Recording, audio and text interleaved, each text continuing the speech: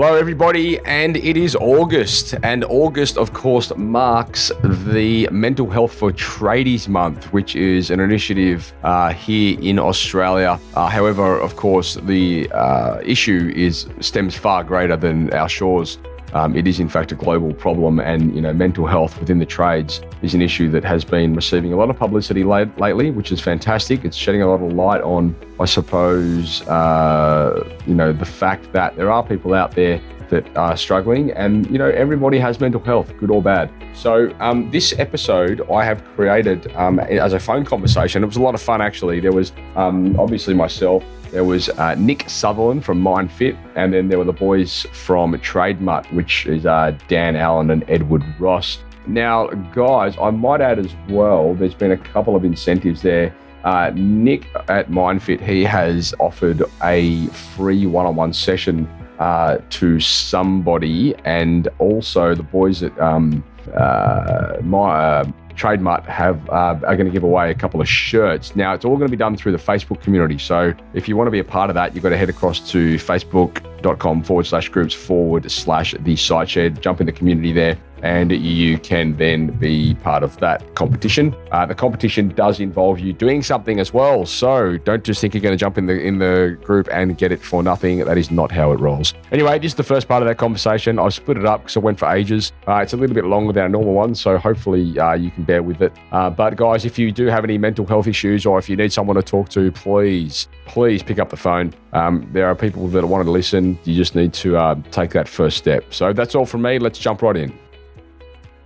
The SiteShed podcast is made possible because of Tradie web guys, creators of beautiful websites designed specifically for tradies and contractors. If you're tired of dealing with web designers that have no idea about your industry, then head across to tradiewebguys.com.au and reach out. Like many companies from all over the place, you'll be very glad you did. Giving tradies and contractors around the globe the tools to run a modern business. You're listening to Toolbox Talks from the Site Shed. Now here's your host, Matt Jones. Hello, listeners, and welcome back to Toolbox Talks on the Site Shed podcast. You're joined today by myself, Matt Jones, your host, and today we're having a bit of a four-way. How kinky's that? Rock and roll. So I've got a few of the boys here from Trade Mutt, and I've got Nick from MindFit. Welcome, boys. Thanks for having us, mate. Hey, mate. Cheers, mate. You boys are down in Melbourne at the moment, but you Trade Mutt guys are from up north, right? We're from Brisbane, yeah. Yep. Brisbane. Vegas. Nice. Down in cold Victoria, shivering your ass off. Yeah, it's a bit like that here in Sydney as well. Look, guys, thanks for your time. I suppose I've been chatting with Nick over the last few weeks in relation to some mental health, I suppose, programs and things that he's doing, and we decided we'd put together a bit of a podcast for the Tradies National Health Month, which of course is throughout August in Australia. Mental health is a real issue, and I know you guys are both very active within that space within your own organisation. So I might even just start, if you don't mind. Nick, do you want to tell us a little bit about MindFit, about your background, and just so the audience can kind of resonate? Yeah, sure, mate. So I am ex-Army. I was a recon soldier based up in Darwin, and I got medically discharged with depression and anxiety, as well as a permanent left leg injury. So I blew my knee out a couple of days before my unit was due to deploy and roll out to East Timor. So at the time it was a physical injury, but what I've come to learn that there was also an emotional trauma attached to that. There was, once you become useless and thrown on the scrap heap, you just become an easy target, really. So there's lots of bastardization and bullying and all that comes with it.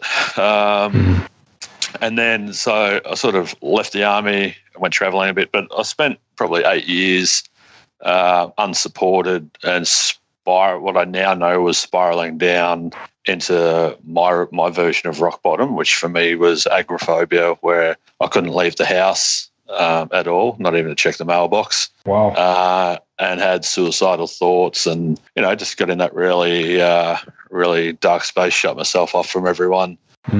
And so I finally got a bit sick of staring at the wall, so I reached out, which was pretty hard for that version of me.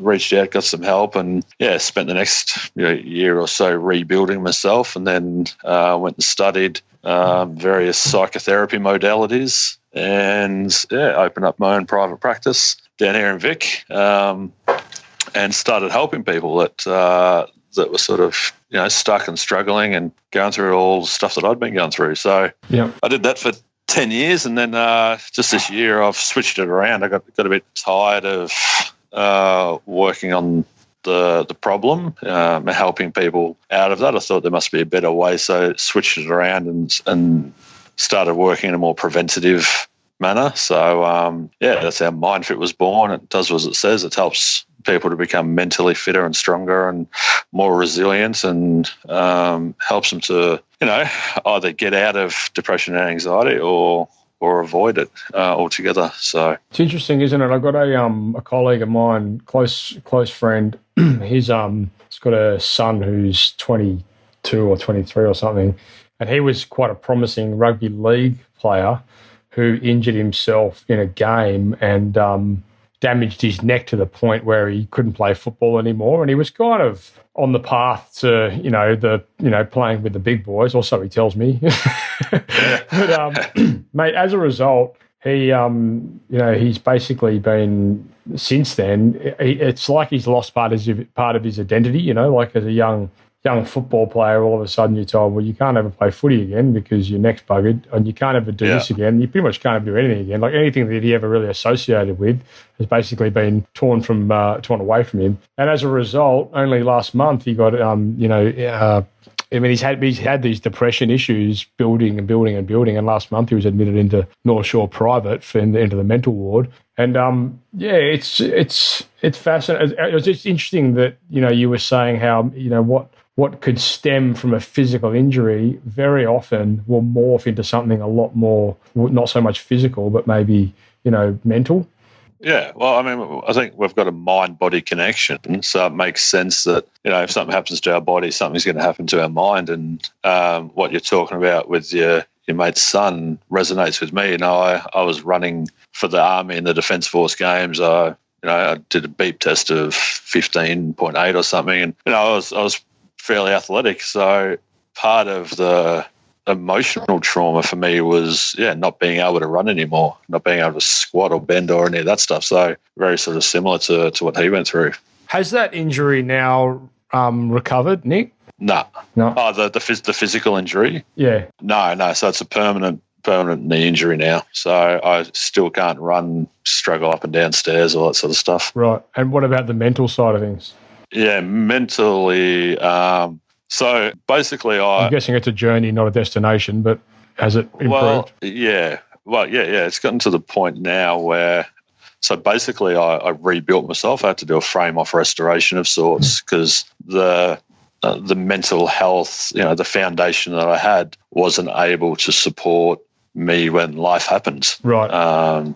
And so reaching out, getting help, I did have to break down completely, and in order to rebuild a much stronger, healthier, more sustainable version of myself, if that makes sense. Yeah, absolutely. So I recently went through a pretty toxic divorce, and coming out the other side of that, I practiced what I teach blokes, and I've come out the other side of that, still got a few dings and bruises and all that sort of stuff as you do, but I came out smiling and I came out feeling really happy and healthy, and I retained a really high level of mental health. So, it's sort of evidence that it works, I guess. Yeah, no, absolutely. No, it's brilliant. But, I think that's part of would you agree that's one of the bigger parts of the course? Sorry, boys, we'll get on to trademark in a minute, but would you say that one of the biggest challenges is actually make that realization to the point where you make that recognition that you need help and that you're willing to reach out and get it from somebody? I mean, that's always the first step, is to get to the point where you have the awareness of I am struggling, and I literally do not know how to change this. I don't know how to get out of it, and unfortunately, too many blokes reach that stage and don't ask for help, so their only option, or what they think is an option, is suicide. So, I had those thoughts, but I chose the hard path. When I'm writing a book at the moment called The Hard Path to Happiness, and it's all about, taking that hard path. It's easy to sit on the couch. It's easy to, not go to the gym. It's easy to get physically unfit and unwell, and it's just as easy to get mentally unfit and unwell as well. So we have to practice things and do certain things in order to maintain that mental health. Yeah. Okay. So Dan, Edward, well, a bit about your stories, boys. Tell us about Trademart. Tell us about how it all got founded. Tell us what it is. Yeah, so Trademart, it's a progressive social enterprise. We're a workwear company that's aiming to clothe working men and women of Australia in new, vibrant workwear, alternative clothing. And in doing so, start the conversation around mental health, mainly among Aussie men, and just make conversations around it more accessible. Yep. And so, tell me what's the background there? Like, why did you guys venture into this into Trademart? Did something spur it? What happened there? Yeah, so Ed and I have been working together for 4.5 years. Become really great mates. Ed was my apprentice, and in 2016, he was around when one of my best mates took his own life, very unexpectedly. Tradie. Yeah, he just scored himself a mature age apprenticeship, which he was hunting for a very long time, and it happened 3 days after he'd finally struck an apprenticeship. So things couldn't have been better. A couple of days, before it went down. And for anyone who's experienced suicide, I know for me it was a massive shock to the system. It was one of the craziest times of my life. I had no idea how to handle it. It's such a confusing thing to have to experience, and I'm sure what I felt was nothing compared to his parents and his brother, who will just never be the same. Yeah. And I know, for myself, in such a confusing period of time, it was a massive period of self-reflection and questioning life in general. And I suppose, like, through that healing process, I think it really just stuck with me so much. And I think I just became so aware of how big of an issue suicide actually is in Australia. It's actually staggering. And Ed and I had an idea of creating an alternative workwear tradie brand, and something a bit out there, a bit different. And it just all sort of happened so organically. I didn't know what a social enterprise was, 2 years ago, but it seemed to fit perfectly. It resonated with us really well. It was, a style of business where, we're driven by socially conscious values and want to affect this issue of male suicide. So, through our bright work, where we really want to bring it to the table, and it's unavoidable when you see this workwear to be able to relate that to starting conversations and breaking down the barriers to these conversations that seem to exist for guys. So I've seen some of the shirts and things that you guys have got, and they're pretty out there. Who comes up with the for the listeners as well? They've got some pretty elaborate designs on some of their merchandise. Who comes up with the designs for these? Well, it's a long process. It took us ages. Well, because as you can imagine, we're just two carpenters with absolutely no idea of how to even begin to design a shirt. We basically met a guy in Brisbane who was just a sort of like a freelance graphic designer on the side. Dan and I were literally just drawing and colouring in pencils and being like, oh yeah, try and mock something up like that or something up like this, and went back and forth for months trying to find something that we liked. And then one night he just sent through this camo pattern with these crazy colours in it, and we were like, "Yep, that's the one." The one. Because we knew if we started the business with literally the loudest possible design we could come up with, then that will sell anything. It's pretty crazy. So that's how it all happened. So to take the fun out of it a little bit, in terms of the high vis aspects on site today and people, having to wear certain things, do they comply with those standards? Yeah, they comply with this, like Australian workwear standards, but we don't have the Australian high visibility standard yet. But we're working on that. Right now. So that's all coming. It's all in the pipeline. So the hope there is that people can obviously wear them on site and wear them at commercial sites. Anyone in a residential carpenter or anyone that's not on a commercial site can wear these work shirts. Yeah, definitely. Anyone mowing the lawn, anyone planting pot plants, going fishing, anything. Yeah, they're all rounder. Real estate agents. Exactly. Yeah. No, it's good.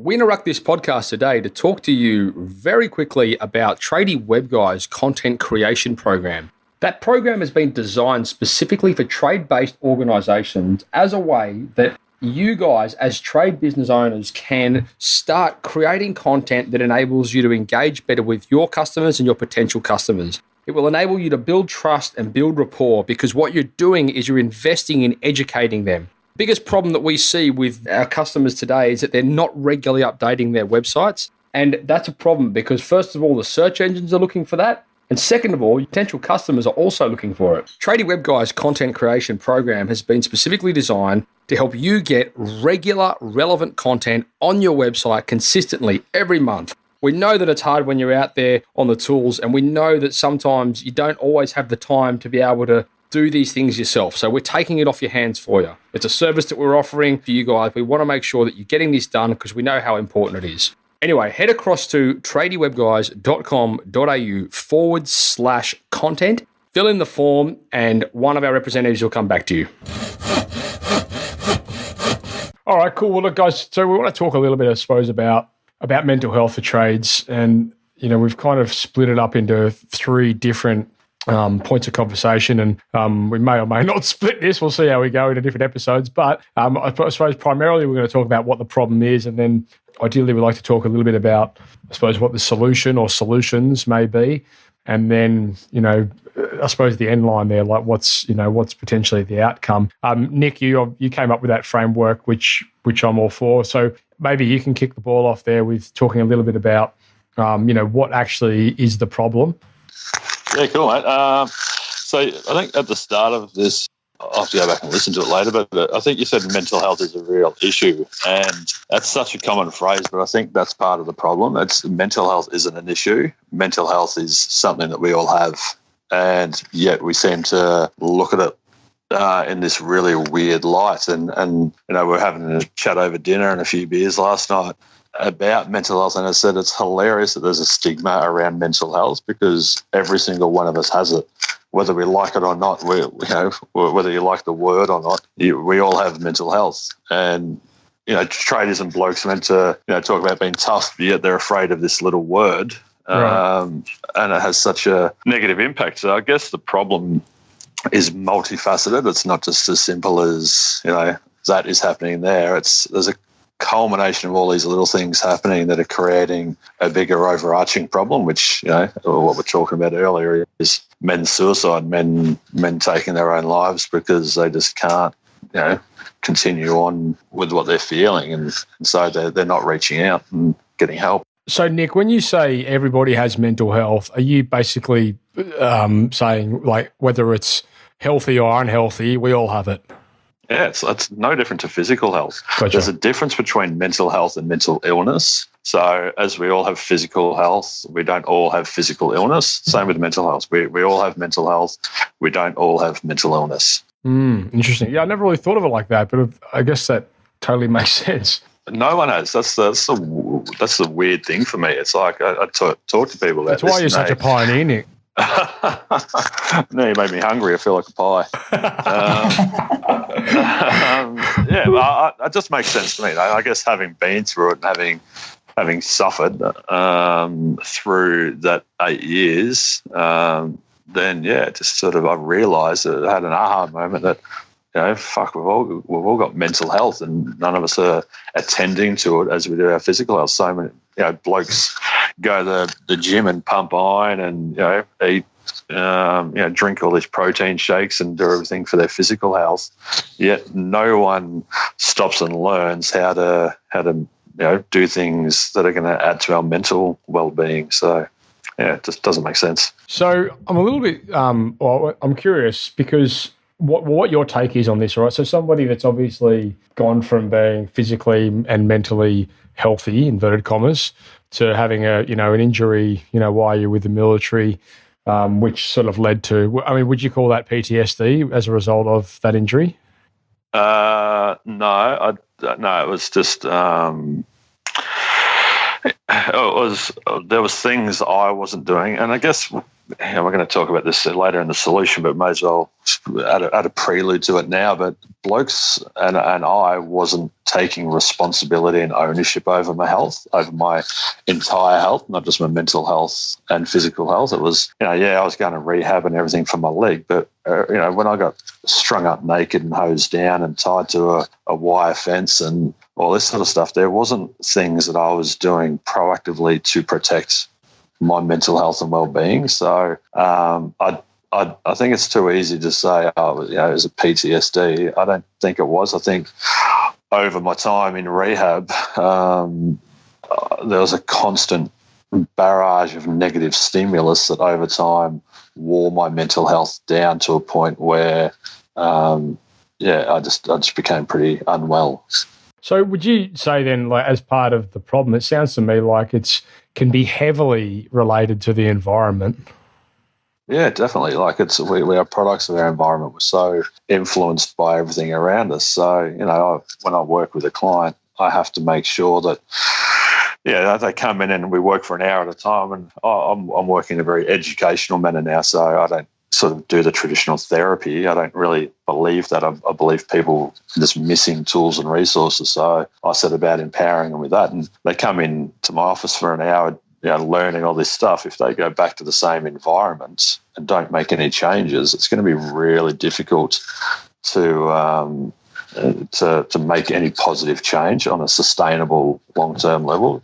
Yet people walk around with this expectation in their head that, I should be happy, I should be healthy, I should be productive, I should be able to be at work, I should be able to provide for my family. Yeah. But they're not doing the fundamental things that they need to in order to be all of those things. Back in episode 128, I was talking to my friend Jason Spall, who I believe you've had a chat with since I introduced you, Nick. And in that podcast, he was talking about his brother who committed suicide. He was in the trades also. And I was saying to him how and I don't really know how to approach this, but I know there's a lot of people out there that will be listening to this and they'll relate to the fact that when you don't have inverted commas depression, it's very hard for you to relate to people that are having that problem. Like it's so easy just to sort of have that attitude of, we'll just go suck it up and get on with it. Yeah, but that just comes from a lack of, one of the things we need to teach blokes is to come at things from a place of empathy and compassion, words that blokes don't like using because they don't think it's manly. But it's actually, I talk to people all the time about how it takes more strength to let go of something than it takes to hold on to it, Right. And using words that make you uncomfortable takes a lot of strength. So if blokes want to be genuinely tougher, they've got to start getting out of their comfort zones and having these difficult conversations and really start challenging their out-of-date belief system. And if you can be empathetic towards a guy instead of just judging him, condemning him, when he goes, someone goes, I'm going to go get help, and he's got a soft cock and told to harden up, that's part of the problem. Well, exactly. And that's sort of where I was heading, I feel like there's such a disconnect within society on people that are just ignorant more than anything. They don't really have an understanding of, the problems and the realities of those problems and where they can end up. And I suppose where I was heading was, what can be done, I suppose, to educate the masses, as opposed to, it's all good helping people that have the issue, but what about helping the people that are freaking causing the issue for the better part? Well, they don't need to understand it. That's the reality of it. It's just accept that people are feeling a certain way. You don't have to understand it. You don't have to have felt it yourself. Just if you see that someone's struggling or having a hard time, or they're brave enough to put their hand up and say, "Hey, mate, I'm struggling," just accept it and take it at face value and go, "Oh shit, okay, well, thanks for telling me. How can I help?" Instead of going the traditional way of beating him up. Dan, Edward. So obviously, now that you guys are pretty heavily involved within this in this space yourselves, what are some of the, I suppose, some of the other problems that you guys have seen arise that can lead to a decline in mental health? Yeah, that's funny. I mean, I was listening to Nick talk about his injury, and I can definitely relate to that. I had a hand injury myself before I moved to Brisbane that sort of had me super low. So I think that's something very, very common in trades, being such physical, strenuous jobs. But I think one thing that really stands out to me is the role that social media plays nowadays. And that I guess that we're so influenced by everything that we see, and there's this need for guys to be successful. We think we need to be successful and prove ourselves and keep up with the Joneses. There's this huge sort of measuring your success based on how you perceive. It's comparing. You're always comparing yourself against other people that you shouldn't be, because you're only yourself and you can only do what you can do. And it's trying to be like what Nick implements is like being the best version of yourself, rather than trying to be someone that you're not. And as Dan said, like with social media, I think one of the biggest things is breakdown of actual relationships, where you're not sitting down having those face-to-face conversations with people anymore. It's over the phone, or you're texting someone and the emotion's taken out of it, and people aren't there, looking at each other in the eyes and having an actual conversation, connecting. Blokes will come home from a massive day and they just want to switch off, get on their phones and watch TV. The missus is there barking orders at them, and it's just a downward spiral. You sit. I mean, like for instance, like as an example, I used to work in the Northern Territory for about 3 years. Obviously, no phone reception, so you'd pull up First Smoko or whatever like that. Everyone used to be sitting around talking to each other. Now, I mean, there were very, very limited conversations that I would have had at Smoko time on a job site. Since I've been a tradie, because everyone just sits down, everyone's on their phone. The only thing you'll be talking about is a funny video you've watched or some hilarious picture. So it's not actually, the actual conversation's been taken out of people due to this hysteria around having to be on your mobile phone all the time. And it's just it's kind of ironic, isn't it, that social media has made everyone antisocial? It's unbelievable, there's a lot. It's a massive issue, and that could be a whole podcast in itself. Oh, for sure, definitely. I mean, I think if I can chime in for a sec there, I think the boys touch on a really important thing. Is everyone's just hovering around the surface. No one's actually stopping and deepening their connections and going deeper down into that discomfort. Everyone loves staying light and fluffy and did this on the weekend, got pissed, blah blah blah. But no one's having any of these real discussions that are so crucial and important to not only our friendships with other people, but to have for our own well-being as well. So I fully support what the boys are saying, and it is time, I think, for people to take back their ownership over their own health and well-being and start chuck the phone away and, hey mate, how are you, and actually be honest instead of just like Dan's got a story he'll tell, and I think it's a great example if you want to tell that one, Dan.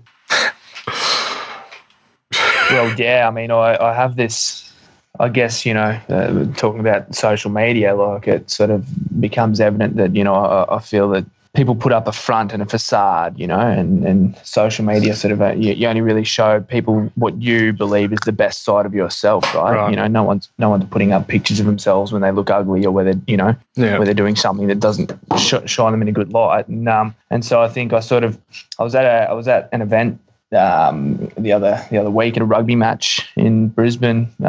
Been taken to a box by a timber supplier up there. It was just a room full of builders, basically, and no one knew each other. Everyone's wearing a name tag and everyone's cruising around and having chats and chin wags, and it was all you know, how's it going? You know, how many jobs you got on? Oh, yeah, heaps, mate. Yeah, doing so well. You know, got all these boys working, got all these jobs going. Everything's great. You know, it's awesome. You know, next bloke, same thing. This many jobs, you know, killing it. Rah, rah. And I was standing there and I was thinking, you know, at the time, for the past year, the building company that I've been working for, I've been sort of in a role where I've been running things there, and it's been tough. It's been the toughest year of my life. Like we thought we had jobs sewn up, and then we lost them. We've got boys to keep working. We've got bills. We've got accounts that are filling up. Yeah. And, you know, I just found myself standing there thinking, so what if I say to these guys, you know what? No, things are going shit house. Yeah. Like I'm.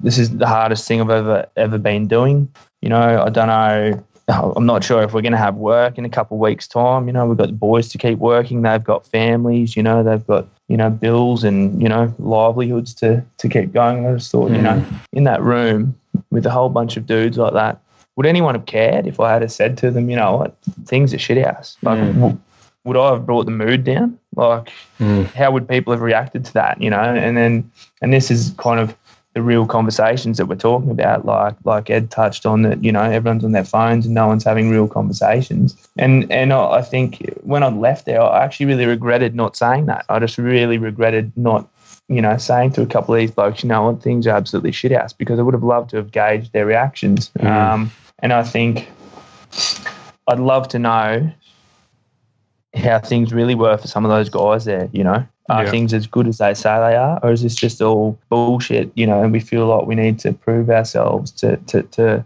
other guys in the room and you know, because this is the root of the problem. Like this kind of behaviour, we're not helping ourselves. And, you know, if I had that opportunity again, I would definitely be telling the guys how hard it is, because, you know, I just would love to gauge that. And I think that would bring some real reactions to the I think blokes don't do that though, because we've forgotten, or we don't like being vulnerable.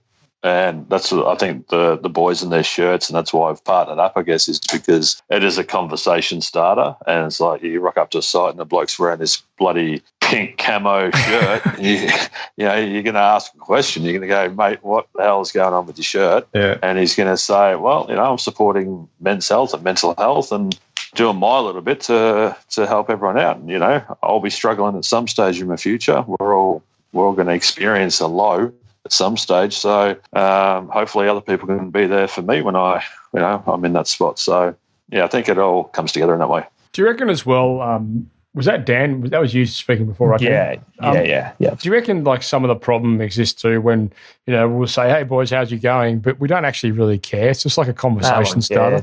Yeah, exactly right. So, I mean, if somebody turned around and they said, oh, well, yeah, you're not too good, you're just as likely to say, oh, yeah, that's great. Anyway, what about, like, no one really gives a shit.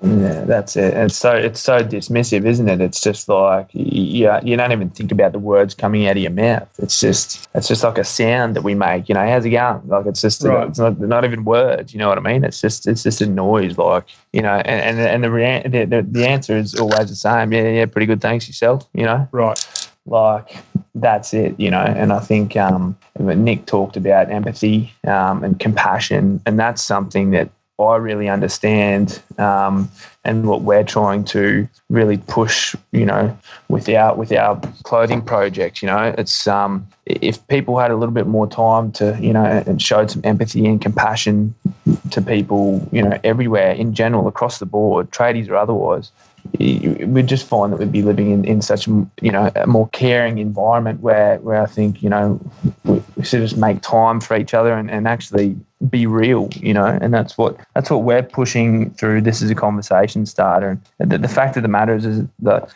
by having these conversations with guys, you're not there to fix the problem. Like, we're not experts, but anybody who is alive and breathing must understand mental health, because everybody at one point or another has felt anxious in a situation, or awkward in a room, or vulnerable, you know, in a relationship. And these are all catalysts, you know, these are all things that we have to deal with. And, you know, we're not there to fix the problem, but showing empathy and... Well, I am. Nick is. We're not. That's why we're working together. Nick's got the answers. And we're just trying to make a heap of noise about it. on sites, because we can't avoid it anymore, and that's why we're just trying to go as loud and bright as we can to put this in people's faces, because it's what needs to happen. Because statistics, although we don't, like to talk about statistics, they don't lie, and this is a huge issue that needs to change, and we can change it. Part of why we don't like talking about stats is because they're important, and we do need to know them. But we're talking over a few beers last night about how if you keep ramming stats down people's throats, then it's going to create this fear, and people are starting to doing things out of fear instead of that, compassion and empathy sort of stuff. So it's a good way to motivate people. It's not a good way. It's a way of motivating people to do stuff. But we're trying to take a more educational approach. And I don't have all the answers. I'm just a bloke who went through some shit, came out the other side, and has learnt what not to do. So I've got resources and I've got tools and everything. And I love helping tradies. My old man was a tradie. He passed away the night before he was due to retire, and due to his health. And talking with traders, I love this concept of, imagine turning up to work one day and you expect, I'm going to build this house, but you look in your toolbox and all of a sudden your your saw's not there, your hammer's not there, your drill's not there. Yeah. You're missing all these things, and you're gonna go out there and you're gonna do the best you can with what you've got. But realistically, what's it going to be? So yeah. I think in that context, if blokes can access me and learn these tools and resources, they're just so much more, they're better equipped to build a really healthy and happy, sustainable version of themselves.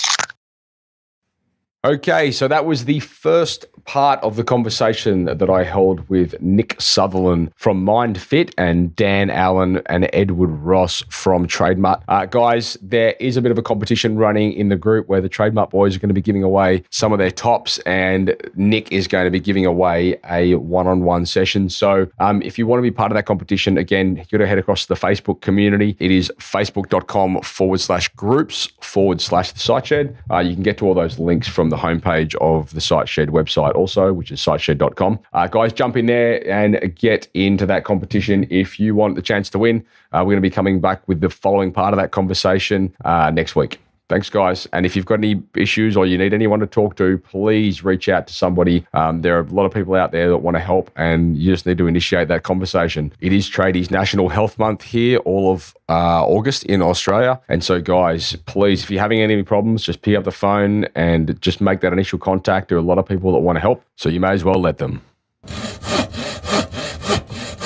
Thank you for listening to another episode of Toolbox Talks. If you're liking what you hear, then you can head across to the siteshed.com where you can join our community by signing up to our Toolbox Talks. You'll get sent a weekly notification, which is basically a highlight of everything that we've spoken about during that week, along with any other industry news that may be relevant or specific to the trades. If you're enjoying the show, you can head across to iTunes, Stitcher, or SoundCloud, where you can leave us a review. That would be fantastic, and all the reviews get read out in the show. Likewise, if you have any friends or colleagues that you think would benefit from the show and the episodes that we create, then please go ahead and share it with them.